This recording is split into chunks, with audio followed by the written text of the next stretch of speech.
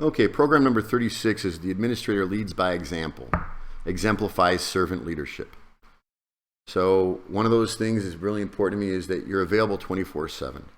An emergency, a life-threatening, building-threatening, license-threatening emergency can happen 24/7. So having your phone on and audible and realizing that you may have to get up and run to the building at any time of the night is really, really important to being a great administrator. It's really, really important to servant leadership.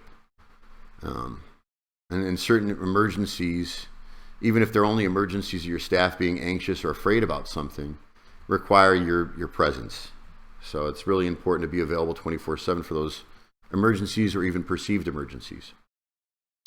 Being available to all levels of staff. I mean, this doesn't mean stepping on your chain of command, but being available to hear people out. Sometimes just them knowing you've heard them is enough for them to, you sometimes have to explain you're not going to break your chain of command, that the other person's their supervisor, but that you've heard them and you understand their concern. It's important. So being available to all staff and family and residents by cell phone is very important to me. And I always kept mine on 24/7. And if a family member called me in the middle of the night and they were worried about something, I talked to them. And frequently I'd run into the building and FaceTime the resident. Things as small as picking up garbage when you see it in your lawn or when you see it in your lobby or your hallway.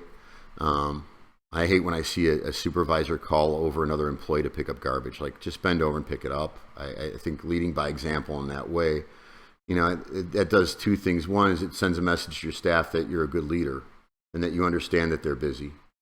And two, it sends a message that you're not afraid to do the work. If people get the sense that you're afraid to do the work, then they feel like they have something over you. And I never want anybody to have that on me. So if I could do it, I would do it. And I was not afraid to move forward without somebody, if that was the case. If they couldn't do what I needed them to do, then I would do it. So I never hesitated to pick up garbage or take out the garbage or deal with a situation that was sticky or deal with a sticky family member or an upset a problem that was going to be hard to deal with. I always rushed to be the first one to deal with it. Taking time to truly listen to family members and residents is important. Taking time to listen to staff is very important. Staying motivated and positive and self-aware, controlling your stress and burnout is very important. Being, motivational about programs and being a cheerleader and a coach is super important. Assessing systems and finding people that are doing it right is super important, as we talked about before. And rallying teams to get over interdepartmental humps or building challenges or sentinel events or emergencies. So sometimes you have to rally your directors. It might not be their direct responsibility, but your directors all need to understand, any salaried employee needs to understand that a sentinel event, a problem for the building, a problem for resident emergency, it constitutes their hands-on action. And you're the director of that action.